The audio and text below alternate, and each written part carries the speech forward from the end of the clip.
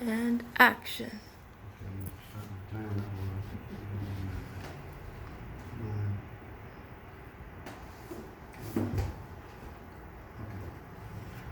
So, my grandfather lost everything in the Depression living in LA.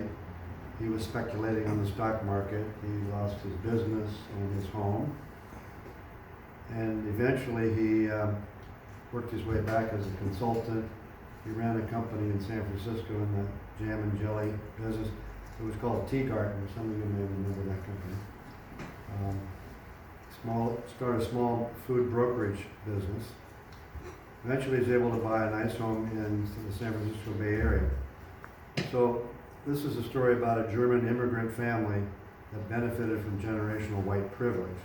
I'm talking 1880s from Germany, Indiana, Iowa, Saskatchewan, LA, and San Francisco. I'm the oldest of 4 children, and my parents bought their first home when I was 9 in Berkeley, California, after renting 4 or 5 homes. One of them was, we called it the Tin House, was an ADU in Kensington. Our home was a 2-story shingle-clad house in a middle-class neighborhood in Berkeley. My elementary school was basically all white except for one Chinese American fellow. My junior high was integrated. A lot of African Americans, Latinos, and Asians. My high school was also the only high school in Berkeley, so it was quite diverse. However, in those days they had 5 tracks, so I had no non-white classmates in high school. We were all headed for college. My neighborhood was eventually integrated when the African American chief of police moved into our neighborhood. His son was a friend of ours, and we used to play basketball with him in our backyard. My father was elected to the school board in Berkeley back in the late 50s. The new superintendent had come from Northern Virginia right after Brown versus Board of Education supposedly wiped out differences in schools. Of course, in Virginia, they had the white flight phenomenon, which I think Pasadena has had. The new superintendent promoted busing, and in fact, I read an article, Kamala Harris, who's 20 years my junior, went to school in Berkeley in a busing situation.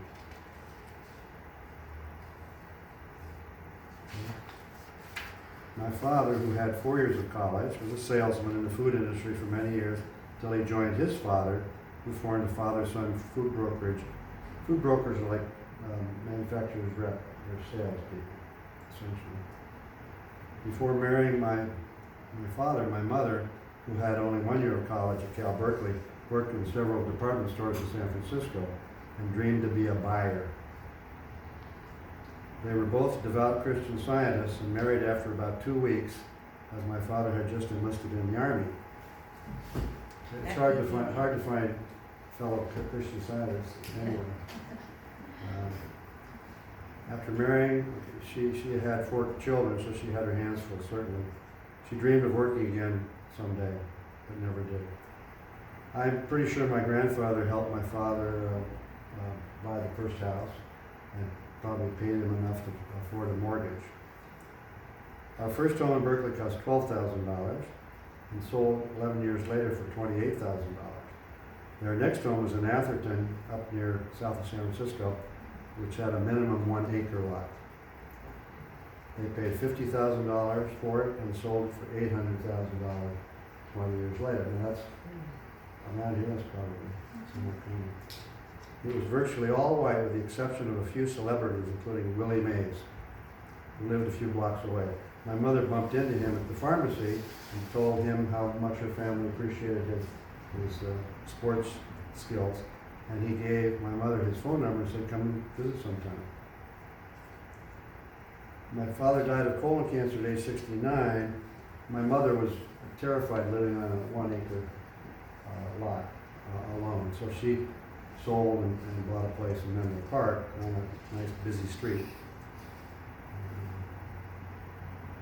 So they sold, I said earlier, they sold the Atherton home for $800,000. She bought a 3-bedroom ranch-style house for $700,000. And that would be in around 2000. She died at age 88 in 2008 after a long bout of dementia, and we sold her home for such a high figure that I'm embarrassed to tell you what it is. Obscene. That was the market in, it was actually 2008 when the recession started. Okay. So, when she died, we divided up the value of the house among Turn it off. Oh, sorry.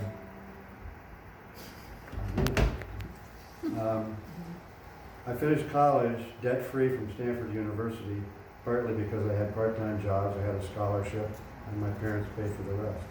I went into the Peace Corps in Niger, Africa, to avoid the war in Vietnam. I was an ag extension worker and essentially guarded the government money box during the peanut harvest. When I returned, I was involved in a PhD program in sociology at the University of Wisconsin, Madison. I eventually became a conscientious objector, and I had to serve 2 years of alternative service. So I switched over. My alternative service was in the Head Start program. One reason I got the CO designation was one of my friend's father was in the FBI, and he wrote me a nice letter. Kind of nice to have friends like that. More white privilege. So we went from Wisconsin to the Bay Area to teach for a while. I bounced around several jobs, but was fortunate to get into the Stanford MBA program. So I got an MBA in finance. And that led to a job with Citibank. And they sent us to Korea and Japan for 7.5 years, and then back here to LA. We were able to afford buying a home in La Cañada because we saved a lot of money in Japan, which was a low inflation country, believe it or not. We had bonuses and we were able to save. So we bought in La Cañada in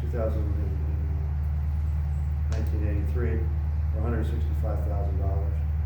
We stayed there until our kids were out of college. We sold it for $615,000.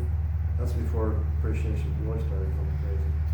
And we bought a condo in Montrose, which is part of Glendale. It's gone up only 5% per annum over the last 18 years.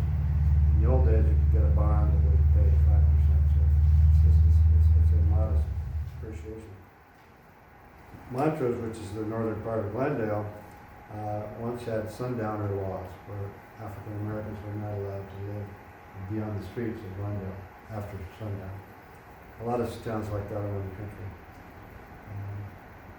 My church recently had a white privilege exercise. They asked, as a group of us, about 20, they asked us 10 questions. For example, all of those who had two parents growing up, take 2 steps forward. For those who didn't, take 1 step back.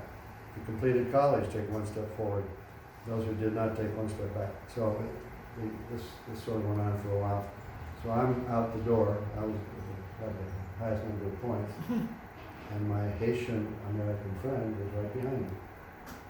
And he had come from a privileged family in Haiti, private schools, etc. So that was a good lesson.